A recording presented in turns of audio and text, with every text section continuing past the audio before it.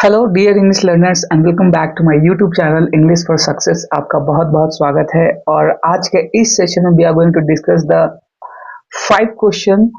These are based on English common error and we will discuss everything grammatical concept, approach and vocabulary section as well.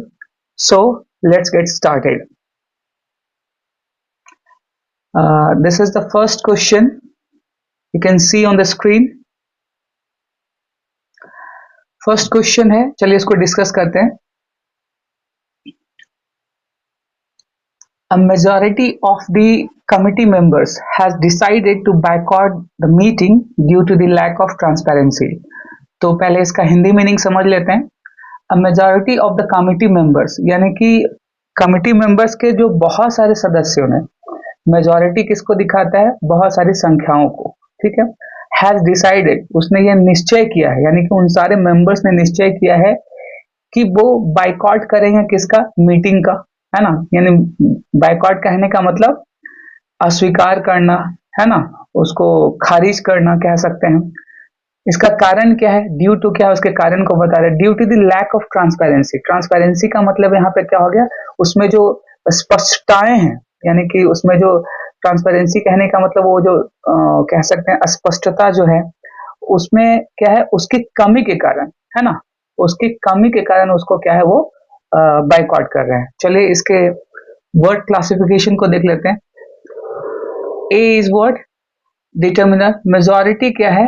Majority of, ये पूरा का पूरा क्या है? ये यानी कि कह सकते हैं नंबर को रिप्रेजेंट करने के लिए आते हैं, जैसे कि a majority of, a number of, a large number of, lot of, a lot of, lots of.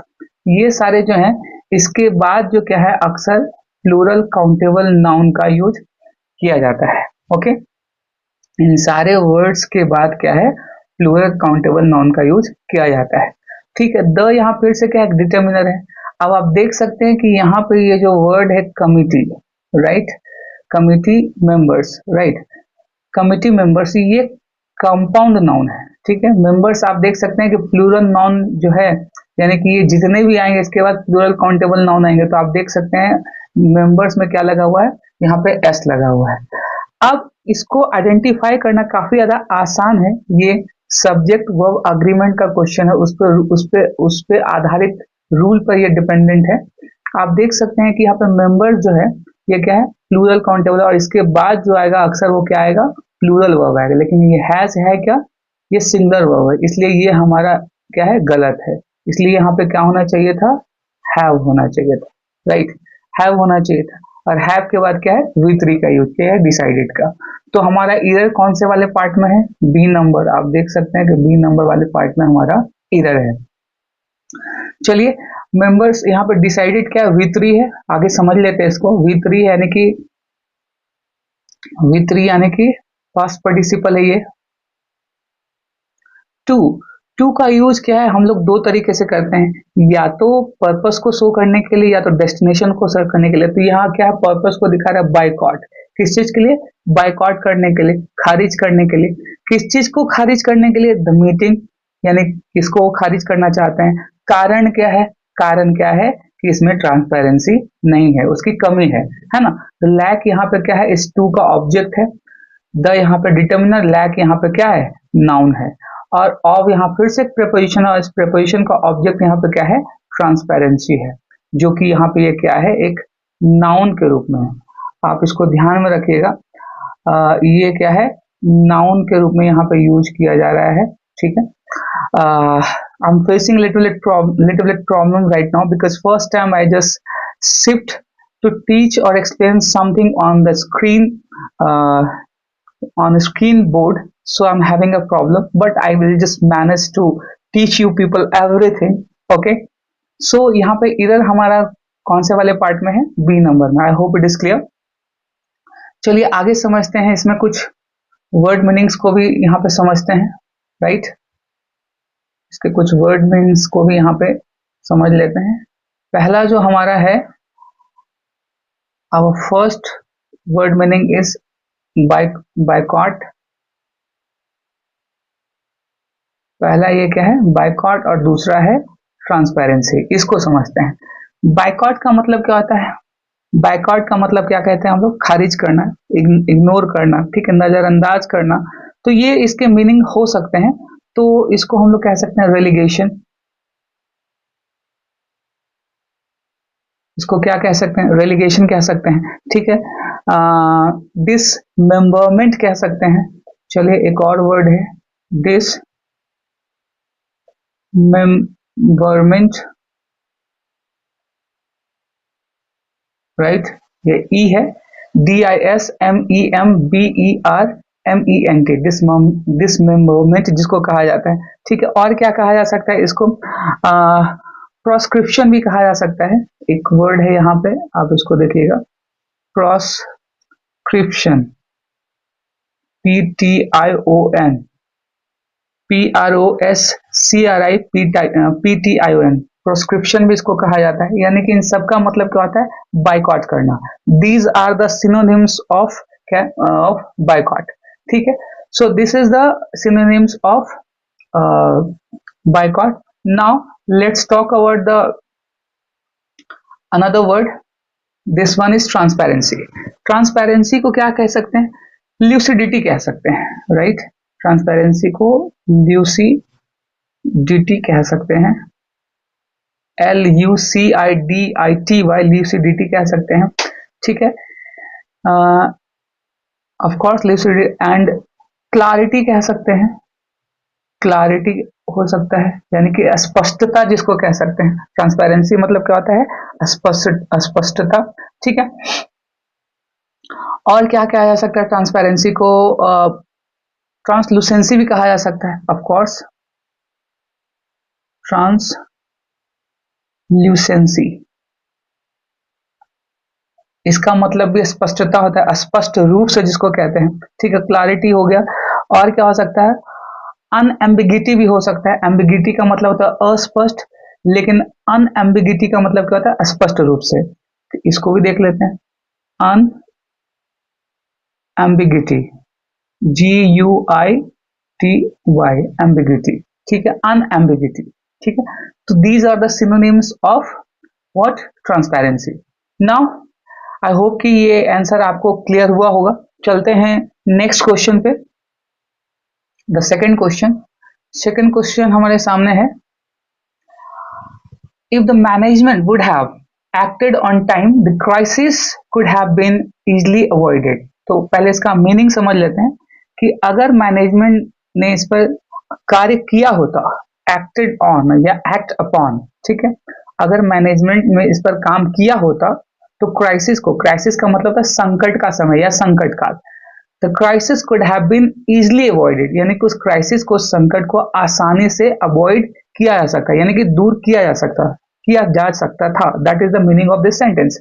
चलिए अब यहाँ पे फाइंड आउट करते हैं कि हमारा एरर किस वाले पार्ट में है। अगर आपने कंडीशनल सेंटेंसेस पढ़ा होगा, तो अगर आप पढ़ा होगा तो आपको पता होगा कि that is the third type conditional sentences, यानी कि जिसको हाइपोथेटिकल कहते हैं, ठीक है। चलिए थोड़ा सा बेसिक इसमें आपको कॉन्सेप्ट दे दूं। हाइपोथेटिकल जो कंडीशनल सेंटेंसेस जो होता है वो चार टाइप के होते हैं, 0, 1, 2, 3, ठीक है। तो इस तरीके से क्या है, कभी कभी 4 का भी यूज हम लोग करते हैं। तो ये टाइप 3 है ना। ये टाइप 3 जो हाइपोथेटिकल कंडीशन को रिप्रेजेंट कर रहा है कि अगर ऐसा होता तो ऐसा होता, अगर ऐसा नहीं होता तो ऐसा होता, ऐसा भी नहीं होता। ये इस प्रकार के कंडीशन जो होते हैं, ठीक है।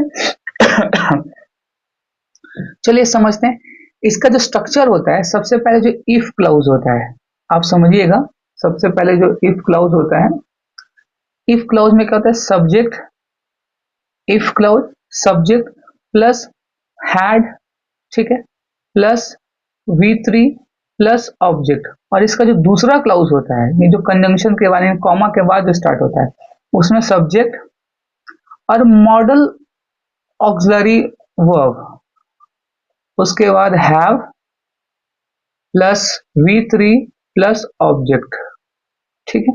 ये इसका एक क्या है? एक प्रॉपर स्ट्रक्चर होता है। आप इसको ध्यान रखेंगे कि ये इसका क्या होता है? एक प्रॉपर स्ट्रक्चर होता है। इसी स्ट्रक्चर के आधार पर ये फॉलो किया जाता है। तो आप देख सकते हैं कि अगर आपने इस सेंटेंस को, स्ट्रक्चर को समझ लिया होगा, तो आप इजिली वे में you will just find out the error part of this sentence. तो ये जो आप देख सकते हैं ए जो है यहाँ पर वुड हैव, और इसके जो नेक्स्ट जो आप देख सकते हैं कॉमा के बाद जो दूसरा क्लाउज स्टार्ट हो रहा है यहाँ पे भी कुड हैव बीन का यूज किया जा रहा है, जो कि इफ वाले क्लाउज के साथ हम लोग क्या फॉलो करना चाहिए था, हैड प्लस V3। तो हमारा ईयर वाला पार्ट कौन सा है, ए सेक्शन। यहाँ वुड हैव के जगह पे क्या होना चाहिए था, हैड प्लस V3।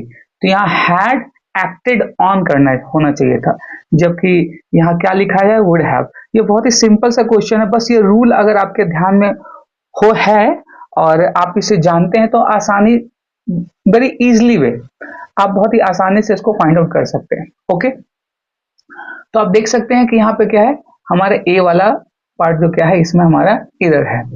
अब दूसरा जो है, चलिए इसके मीनिंग को मैंने एक्सप्लेन कर दिया।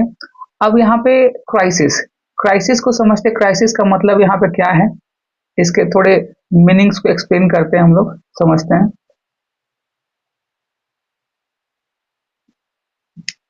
क्राइसिस का मतलब होता है संकट समय, क्राइसिस का मतलब संकट काल कहते हैं। क्राइसिस को इमरजेंसी भी कह सकते हैं, ठीक है, इमरजेंसी, ठीक है, इमरजेंसी भी कह सकते हैं। और क्या कह सकते हैं संकट को, संकट को हम लोग इमरजेंसी के साथ साथ और क्या कह सकते हैं, ट्रबल कह सकते हैं, डेंजर कह सकते हैं, राइट, ट्रबल, डेंजर, डेंजर कह सकते हैं। और क्या कहा जा सकता है, आप इसको आप मेनस भी कह सकते हैं, MENACE, मेनस, इसका मतलब होता है खतरा, मेनस का मतलब होता है खतरा। यहाँ इसको ऐसे भी कहा जा सकता है, इसको स्क्रैप भी कह सकते हैं, scrap, SCRAP, scrap. So these are the synonyms of crisis, ठीक है। अब यहाँ पे एक दूसरा वर्ड है, you can see that, avoided. Avoid को और किस तरीके से समझा जा सकता है, लेट्स सी। अवॉइड का मतलब क्या होता है, नजरअंदाज करना, यानी कि उससे छुटकारा पाना, दैट इज द, तो आप कह सकते हैं टालना कहते हैं जिसको, हिंदी में इसको सही एक वर्ड है टालना, इसको कहते हैं अवर्ट, AVERT, अवर्ट। इसके लिए एक बहुत अच्छा वर्ड आता है cast aside, cast, CAST, cast aside. ये भी एक बहुत अच्छा वर्ड है, यानी कि टालना, चीजों को नजरअंदाज करना। इग्नोर भी यहाँ कह सकते हैं, नहीं, इग्नोर का मतलब होता है कि जो जानबूझकर आप चीजों को टालने की कोशिश कर रहे हैं, लेकिन अवॉइडेड का मतलब है कोई ऐसी विपदा, कोई स्थिति जहां आप जिसको अवॉइड कर सकते हो। So I think this is the difference between these two, ignorance and avoided, right. हालांकि दोनों का जो मीनिंग है लगभग सेम ही है, राइट। तो आप इसे भी रख सकते हैं इग्नोर, इग्नोर, ठीक है, इसको भी आप यहाँ पे रख सकते हैं, इग्नोर को भी। और क्या हो सकता है, और यहाँ पे यस, पोस्टपोन्ड भी कह सकते हैं, पोस्टपोन करना। और यहाँ पे पुट ऑफ भी या कॉल ऑफ भी कह सकते हैं, कॉल ऑफ भी कह सकते हैं, पुट ऑफ भी कह सकते हैं, put off. This is also a what, synonyms of avoided. I hope it is clear. तो ये बहुत ही आसान था, जस्ट आपको इसके कुछ रूल्स समझने थे, and you must have tick the right answer during the examination. Okay, चलिए नेक्स्ट स्लाइड पे चलते हैं, नेक्स्ट क्वेश्चन पे, question number 3। Question number 3, hardly had the meeting started than the fire alarm rang and everyone rushed out in panic। तो पहले इसका meaning समझ लेते हैं, यानी कि मीटिंग स्टार्ट ही हुई थी, hardly had the meeting started, और तभी क्या हुआ, फायर अलार्म बजा और सभी लोग क्या है, हड़बड़ में भागना शुरू कर दिया, यानी डर से। पैनिक कहने का मतलब आउट इन पैनिक, यानी कि डर से, भय से क्या है, उन लोगों ने भागना शुरू कर दिया। So that is the meaning of this sentence. चलिए इसको समझते हैं। इधर यहाँ पे क्या है, अगर आप देखेंगे हार्डली यहाँ पे क्या है, एडवर्ब है, और उसके जस्ट बाद क्या है, हैड का यूज किया गया है, और उसके बाद क्या है, सब्जेक्ट है। इस सेंटेंस का सब्जेक्ट क्या है, द मीटिंग, ठीक है, और स्टार्टेड क्या है, इसका मेन वर्ब है, ठीक है, स्टार्टेड इसका क्या है, main verb, had plus V3 आप कह सकते हैं, V3 आप कह सकते हैं इसको, ठीक है। तो ये इन्वर्जन है। इन्वर्जन कहने का मतलब, मैंने ऐसे केसेस अपने प्रीवियस सेशंस में भी एक्सप्लेन किया है। इन्वर्जन कहने का मतलब जब हम किसी सेंटेंस को अलग तरीके से स्पेसिफाई करते हैं, यानी कि उसको अलग तरीके से जोड़ डालने की कोशिश करते हैं, तब हम वहां पे क्या है, इन्वर्जन का यूज करते हैं। इन्वर्जन का यूज हम एक केस और में करते हैं, जब हम लोग देयर का यूज करते हैं। इंडक्टिव सब्जेक्ट जो देयर होता है उसमें भी इन्वर्जन का यूज कर सकते हैं, जैसे कि देयर वॉज अ मैन। तो आप देख सकते हैं अ मैन जो है इस पूरे सेंटेंस का सब्जेक्ट है, लेकिन इस सब्जेक्ट के पहले ही क्या है, वॉज का यूज किया गया है, और उसके बाद देयर है। देयर का यहाँ पे कोई यूज नहीं है, लेकिन फिर क्या है, ये एक इंडक्टरी है, केवल ये सेंटेंस को सपोर्ट करने के लिए है, इसका कोई मीनिंग नहीं है। तो इस केसेस में क्या है, इस स्थिति में हम लोग हैड को या वॉज को क्या कहेंगे, इन्वर्जन का केस कहेंगे। चलिए इसको समझते हैं। इसका स्ट्रक्चर क्या होता है, ये जो होता है हार्डली या स्कार्सली, SCARCELY, स्कार्सली, इस तरीके से इन दोनों के सब्जेक्ट में, दोनों के केस में इसका यूज किया जाता है। उसके बाद क्या, हैड प्लस, हैड नहीं, इसके जगह पे और भी कोई वर्ब हो सकता है, ठीक है, और उसके बाद सब्जेक्ट, उसके बाद मेन वर्ब, ठीक है, और उसके बाद ऑब्जेक्ट, उसके बाद क्या है, ऑब्जेक्ट। और जो दूसरा सेंटेंस हो, यानी दूसरा जो क्लाउज होगा, आई मीन टू से क्लाउज की मैं बात कर रहा हूँ, तो कॉमा के बाद यहाँ पे क्या है, दूसरा जो क्लाउज होगा वहां पे व्हेन का यूज होगा। ध्यान रखिएगा, हार्डली और स्कार्सली के बाद जो दूसरा क्लाउज स्टार्ट होगा वो किससे स्टार्ट होगा, वो व्हेन से स्टार्ट होगा। यहाँ पे हार्डली के बाद जो दूसरा क्लाउज स्टार्ट होगा वो व्हेन से होगा। इसके बाद सिंपली क्या होगा, सब्जेक्ट और पास्ट वाला, यानी पास्ट टेंस से जो स्ट्रक्चर आएंगे वो वाला यहाँ पे पार्ट होगा। तो आप देख सकते हैं कि यहाँ पे मैंने भी क्या बताया कि हार्डली और स्कार्सली के केस में किसका यूज होना चाहिए, व्हेन का। लेकिन आप देख सकते हैं बी वाले ऑप्शन में दैन का यूज किया गया है, and that is the error part. यही हमारा इस सेंटेंस का एरर वाला पार्ट है। हाँ, दैन का यूज कब हो सकता था, अगर नो सूनर का यूज किया जाता तब यहाँ पर दैन का यूज सही होता, लेकिन यहाँ पे क्या हार्डली और स्कार्सली का यूज किया गया है, और इसलिए हमारा एरर वाला पार्ट कौन सा है, B number. I hope it is clear. ये है that is the grammatical concept, कि अब ग्रामर के कॉन्सेप्ट को लगाकर, रूल को लगाकर आसानी से आप चीजों को समझ सकते हैं। लेकिन हाँ, इसके लिए आपको इसके बेसिक और जो फंडामेंटल रूल्स है वो आपको समझ में आने चाहिए। और मैंने अपने वीडियो में, अपने पिछले सेशंस में इन सबको एक्सप्लेन, बहुत ही अच्छे से एक्सप्लेन किया है। अगर अभी तक आपने मेरे वॉच लिस्ट को एक्सप्लोर नहीं किया है तो जाइए एक्सप्लोर कीजिए, वहां पे बहुत सारे ऐसे वीडियोज अवेलेबल है जो कि जहाँ पे आप अपने बेसिक ग्रामर को, समझ को आप इनहेंस कर सकते हैं, डेवलप कर सकते हैं। Okay, now move on next slide, next question, question number 4। Question number 4 देखते हैं।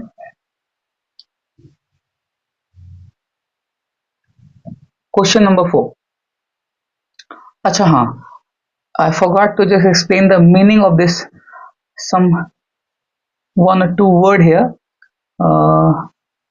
पैनिक, पैनिक का मतलब यहाँ पे क्या होगा, पैनिक का आप कह सकते हैं ड्रेडफुल,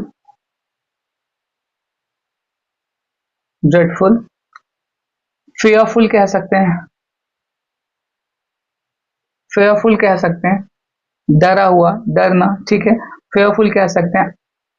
इसके लिए क्या है, अफ्रेड का भी यूज किया जाता है, अफ्रेड, भय जिसको कह सकते हैं, पैनिक। ओके, और इसमें और क्या यूज कर सकते हैं, what else can we use at the place of, I want to say synonym as a panic, terror कह सकते हैं। हाँ, टेरर भी इसका सिनोनिम है। चलिए यहाँ पे मैं लिख दे रहा हूँ, टेरर, डर, भय, ठीक है। ड्रेडफुल, चलिए एक और वर्ड आया है, dreadful, right. These are the synonyms of panic. I hope it is clear. अब चलते हैं नेक्स्ट क्वेश्चन में, क्वेश्चन नंबर 4।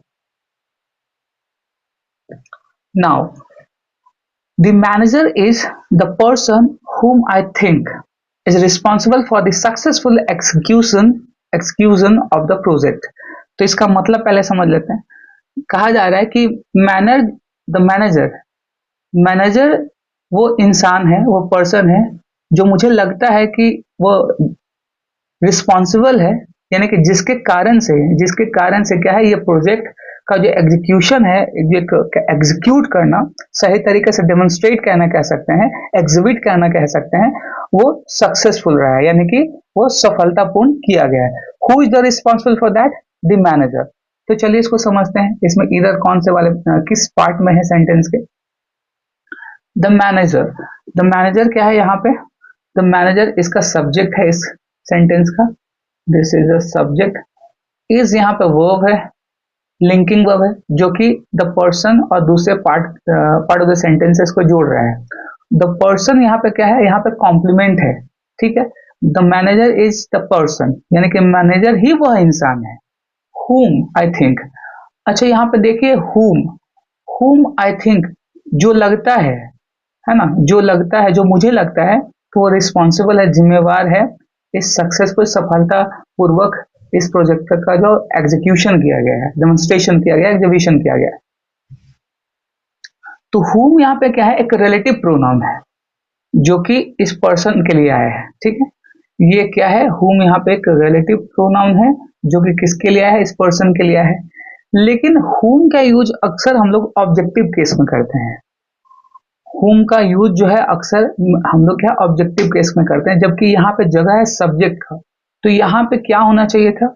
यहाँ पे who का यूज होना चाहिए था। आप कहोगे कैसे? अब ये बातें समझ में नहीं आ रही, कैसे इसको समझेंगे? चलिए समझते हैं। अगर आई थिंक को अगर हटा दिया जाए थोड़ी देर के लिए, the manager is the person, full stop, he is responsible for the successful execution of the project, यानी कि ये वही। अब हु की जगह पे क्या रखा जा सकता है? हु की जगह पे ही का यूज किया जा सकता है, क्योंकि हु जो क्या है एज अ सब्जेक्टिव केस में यूज होता है, और ही भी यहाँ पे क्या है? सब्जेक्ट है एज अ प्रोनाउन। तो हुम की जगह पे क्या है? यहाँ पे क्या रखा जा सकता था? ऑब्जेक्टिव केस, यानी कि हिम रखा जा सकता था, ठीक है। लेकिन यहाँ पे सही क्या होगा? ही, क्योंकि यहाँ पे हु का जगह है। ये भी जो है रिलेटिव प्रोनाउन को भी मैंने अपने पिछले सेशन में रिलेटिव वो जो टॉपिक है basic to advance grammar concept, वहां पे मैंने एक्सप्लेन किया है, आप उसे जाके चेकआउट जरूर कीजिएगा। तो यहाँ पे किसका जगह है?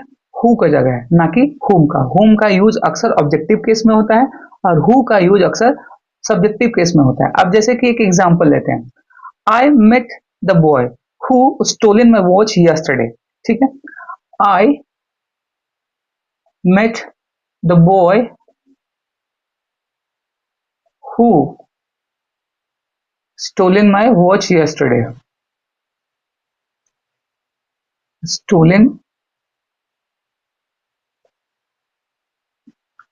Who stolen my watch. चलिए इतना ही रखते हैं सेंटेंस को, जिसने मेरी घड़ी चुराई है। तो हु कहने का मतलब मैं इसी लड़के के बारे में बात कर रहा हूँ, यानी कि ये जो क्लाउज है, ये वाला जो पार्ट है, इस लड़के के बारे में और ज्यादा इंफॉर्मेशन दे रहा है। तो अगर यहाँ फुल स्टॉप होता तो यहाँ पे मैं क्या जोड़ सकता था, क्योंकि ये हु किसकी बात कर रहा हूँ? इस लड़के के। तो यहाँ पे क्या आता? इस लड़के की जगह पे क्या आता? यहाँ पे तब मुझे यूज करना पड़ता ही, ठीक है। ही स्टोलन माई वॉच, उसने मेरी वॉच यानी घड़ी चुराई, तब यहाँ पे ये सही होता। तो आप समझ सकते हैं इस एग्जाम्पल के आधार पर भी कि हु क्या है? एज अ सब्जेक्टिव रूप में यूज किया जाता है, और हुम कैसा है? ऑब्जेक्टिव रूप में यूज किया जाता है। आई होप इट इज क्लियर। चलिए इसमें कुछ मीनिंग्स भी है, वर्ड मीनिंग्स, इसको समझते हैं।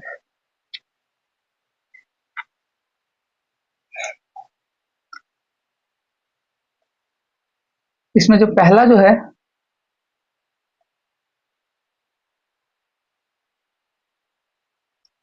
पहला है इसमें एग्जीक्यूशन।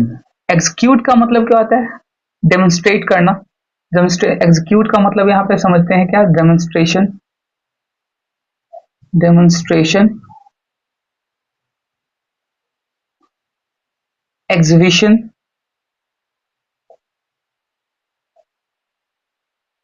ये भी एक वर्ड है। और एग्जीक्यूट का मतलब और यहाँ पे क्या हो सकता है? एग्जीक्यूट का मतलब यहाँ पे हो सकता है परफॉर्मेंस भी हो सकता है, प्रैक्टिस भी हो सकता है। Performance, MANCE, performance, practice,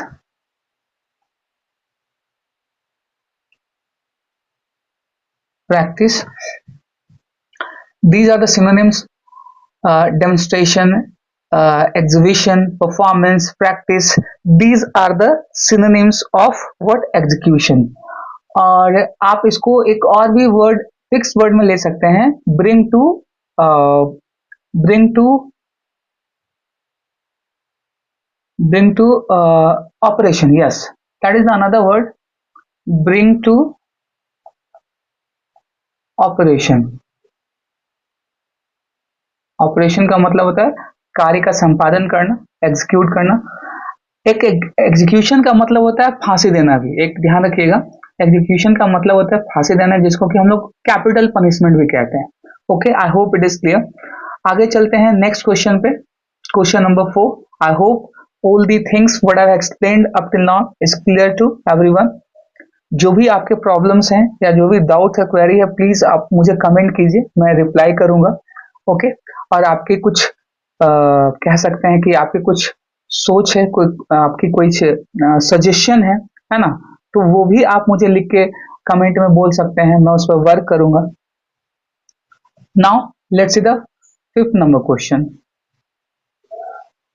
fifth number question, the training programme aims at improving communication skills,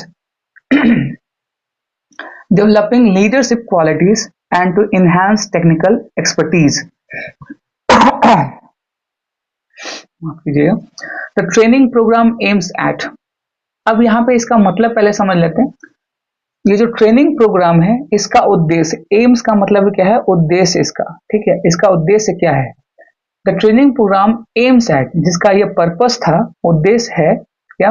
improving communication skills, यानी कि जो बात करने का जो स्किल्स है, हमारी जो बात करने की कम्युनिकेशन स्किल्स जो, उसको इम्प्रूव करना, यानी उसको डेवलप करना, इनहेंस करना, ठीक है, इंक्रीज करना कह सकते हैं।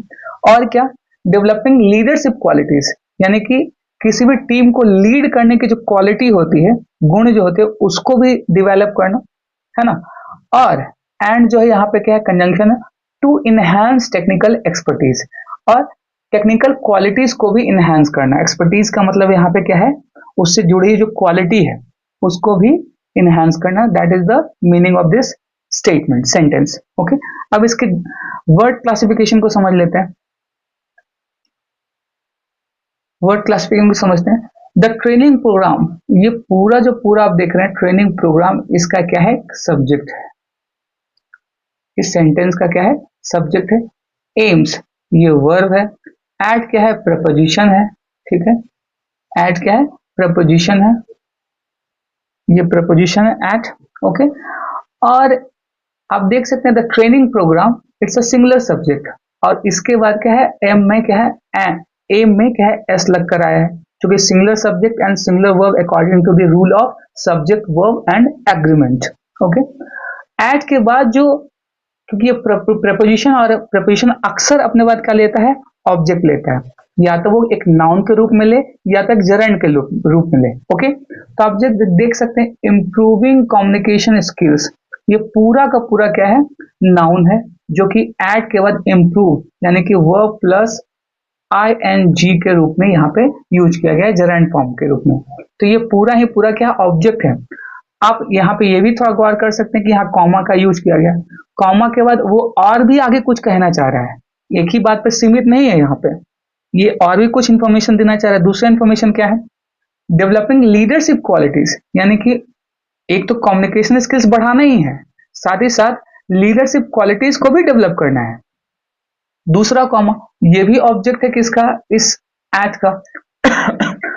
एंड ये कोऑर्डिनेटिव कंजंक्शन है, टू इनहेंस टेक्निकल एक्सपर्टीज, और साथ ही साथ टेक्निकल एक्सपर्टीज को भी, उसकी क्वालिटी को भी क्या है? इनहेंस करना इसका उद्देश्य है। आई होप इट इज क्लियर। लेकिन इधर वाला पार्ट क्या है? आप देख सकते हैं कि यहाँ एट के बाद ING फॉर्म यहाँ पे यूज किया गया है, आप देख सकते हैं आईएनजी इम्प्रूविंग, डेवलपिंग, लेकिन इस वाले पार्ट में क्या है, 2+V1 का यूज किया गया है जो कि इस एक सीक्वेंस को फॉलो नहीं कर रहा। हाँ, अगर एम के साथ ही सीधा 2 लगा होता, एम एम्स 2, तब यहाँ पे V1 का यूज होता। तब क्या हो सकता था, to improve communication skills, to develop leadership qualities, to enhance technical expertise. तब ये क्या था, तब ये सही हो जाता। लेकिन इसके बाद जितने भी वर्ड आ रहे हैं ऑब्जेक्टिव रूप में, सब किस में आ रहे हैं, आईएनजी वाले फॉर्म में। तो इसलिए हमारा जो ईयर वाला पार्ट है वो कौन सा है, डी नंबर, यानी कि डी नंबर हमारा क्या है, ईयर वाला पार्ट है। आई होप इट इज क्लियर, आपको ये समझ में आया होगा। ठीक है, अब इसमें कुछ वोकैबुलरी भी, इसको भी थोड़ा समझ लेते हैं, वर्ड देख लेते हैं। तो पहला इसमें वर्ड है,